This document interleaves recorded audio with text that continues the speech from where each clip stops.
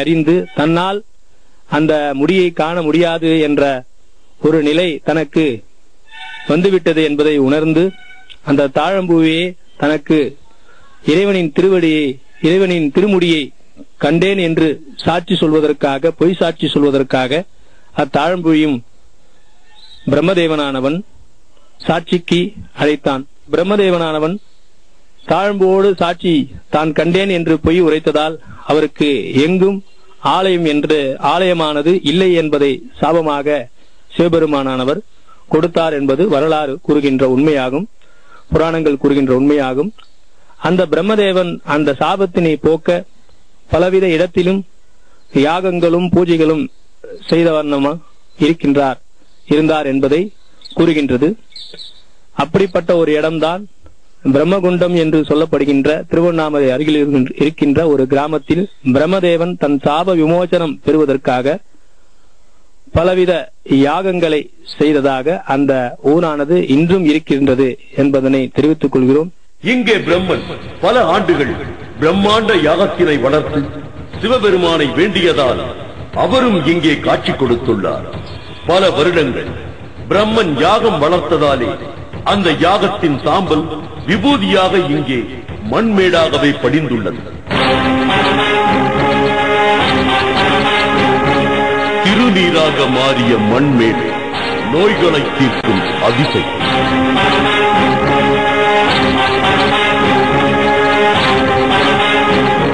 பிரம்மன் யாகம் வளர்த்ததாலே அந்த யாகத்தின் சாம்பல் விபூதியாக இங்கே மண்மேடாகவே படிந்துள்ளது. இதனால்தான் இவ்விடத்தில் மண்ணை விபூதியாக இருக்கிறது என்றும் கூறி முடித்தார்கள் அவ்வூர் மக்கள். இதை கேட்டு நமக்கு மேலும் ஒரு சந்தேகம் வந்தது. பூமிக்கு அடியில் உள்ள மண் முழுவதுமாக இப்படியே இருக்குமா என்று. இதை தெரிந்து கொள்ள கடப்பாறையை வைத்து கொஞ்சம் குழி தோண்டியும் பார்த்தோம். அப்போது ஈரமான மண்ணே வந்தது. சரி, மேற்புறம் மட்டும்தான் திருநீறு போல இருக்கும் என நினைத்த நம்மிடம் இந்த ஈரமண் கொஞ்ச நேரத்தில் காய்ந்து போனதும் திரும்பவும் வெள்ளை நிறமாக மாறும் என்று கூறினார்கள். சிறிது நேரத்தில் ஈரமண் வெள்ளை நிறமாக மாறுவதும் தெரிந்தது. இப்பகுதி முழுவதும் திருநீற்று மண் உள்ள இடத்தில் மண்ணோடு சேர்ந்து கற்களே கிடைப்பது கிடையாது. சாதாரணமாக மண்ணில் சிறு சிறு கற்களாவது கலந்திருக்கும். இங்கே அப்படி ஏதும் கிடைப்பது இல்லையா? மேலும் கட்டியாக உள்ள மண்ணை கையாலேயே நசுக்கினால் இது மண்ணாக உடைகிறது. சாதாரண மண்ணில் இருக்கும் எடை போல் இல்லாமல் எடை குறைவானதாக இது இருக்கிறது. இதனாலேயே கெட்டித்தன்மை அதிக அளவு இல்லாமல் இருக்கின்றதா? எவ்வளவு ஆழம் தோண்டினாலும் இப்படித்தான் இருக்குமா? இதற்கு சான்றாக எறும்புகள் பூமிக்கடியில் இருந்து மண்ணை எடுத்து வெளியில் போட்டு புற்றை உருவாக்குவதை காட்டினார்கள். அந்த மண்ணும் வெண்மையாகவே இருந்தது. சில சமயங்களில் நன்றாக காற்று அடிக்கும் சமயத்தில் இவ்வழியே செல்வது கடினமாகும். காரணம், காற்றில் இந்த திருநீர் கலந்து வெள்ளையான காற்று படலம் இங்கே இருக்குமா? அது வழியை மறைத்தபடி இருக்குமா? அந்த அளவிற்கு திருநீர் பறக்குமா? மண்பாண்ட தொழிலை செய்வோம் இந்த மண்ணை பயன்படுத்தி மண்பானை செய்ய முயற்சித்தால் இந்த மண் ஒன்று சேர்வது இல்லையா? இது மண்ணாக மட்டுமே இருந்திருந்தால் ஒன்று சேர்ந்து பானையை உருவாக்க பயன்பட்டிருக்கும் என்று கூறினார்கள். மண்ணுடைய பானையோ மற்ற எது பொருள் செஞ்சாக்கா கூடுறது கிடையாது. அதாவது உருவம் வருவது கிடையாது. செஞ்சும் பார்த்தாங்க ஒன்னும் உருவம் கூடுறது கிடையாது. பிரம்மன் செய்த யாகத்தில் விஷ்ணு முதல் தேவர்கள் அனைவரும் கலந்து கொண்டதால் எல்லா தெய்வங்களும் இருந்த இடமாக இது இருக்கிறது. சிவபெருமானும் பிரம்மனின் சாபம் தீர காட்சி கொடுத்ததும் இங்கேதான். பழம் காலங்களில் சித்தர்கள், முனிவர்கள் பலர் இங்கே இருந்திருக்கிறார்கள். சிறு சிறு ஆலயங்கள் இங்கே இருந்துள்ளது. ஆனால் பராமரிப்பு இன்றி இப்போது அழிந்துள்ளன.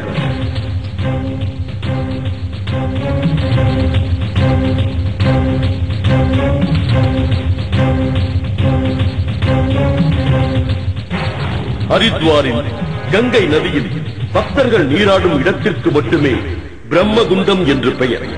அதற்கடுத்து அப்பெயர் இங்கு மட்டுமே இருக்கிறது. ஹரித்வாரில் இருப்பது போல பாவங்கள் தொலைய, நோய்கள் விலக, நல்ல நிலைக்கு வர இந்த திருநீரை இவர்கள் பயன்படுத்தி வருகிறார்கள். இம்மண்ணை வீட்டில் பூஜை அறையில் வைத்து தினமும் பக்தியோடு பூசிக் கொள்கின்றனராம். குடிநீரில் இந்த திருநீற்று மண்ணை கலந்து வடிகட்டி வைத்துக் கொண்டு புண்ணிய தீர்த்தம் போல தினமும் அருந்தி வந்தால் எந்த வியாதியாக இருந்தாலும் தீர்ந்து விடுகிறதாம். இந்த தீர்த்தத்தினை வீட்டில் மற்றும் அலுவலகங்களில் தெளித்துக் கொண்டால் எவ்வித தீய சக்திகளின் தோஷங்கள் இருந்தாலும் அது விலகி செல்வப் பெருக்கும் முன்னேற்றமும் அமையுமா. பில்லி சூன்யம் செய்வனை போன்றவைகள் அண்டாது என்றும் நம்புகின்றனர். பொதுவாக இது பக்கவாத வியாதிக்கும் குழந்தை பாக்கியத்திற்கும் 48 நாளைக்கு தீர்த்தமாக சாப்பிட்டு வந்தால் நல்ல பலன் கிடைக்கின்றதா. அதுல ஒரு 7-8 ஏக்கர் பரப்பளவுல யாக கொண்டம் வளர்த்து பிரம்மாவை நோக்கி தவம் இருக்கும்போது அதனுடைய இன்னைக்கு அந்த பூமியில இது திருநூறு மண் அந்த திருநூறு இதுல இருக்கு. அது வெளியில இருந்து மக்கள்லாம் பில்லி சூனியம் உடம்பு சரியில்லாதவங்க இதெல்லாம் இது பயன்படுத்திட்டா ஓரளவு அபூர்வ மருந்தா நினைச்சு இத பயன்படுத்திக்கிறாங்க. முத்தையன் எனும் இவர் சென்னையில் தனது நண்பர் கை கால் வராமல் பல மருத்துவமனைகளில் காண்பித்தும் சரியாகாமல் நடக்க முடியாமல் இருந்து வந்துள்ளார்.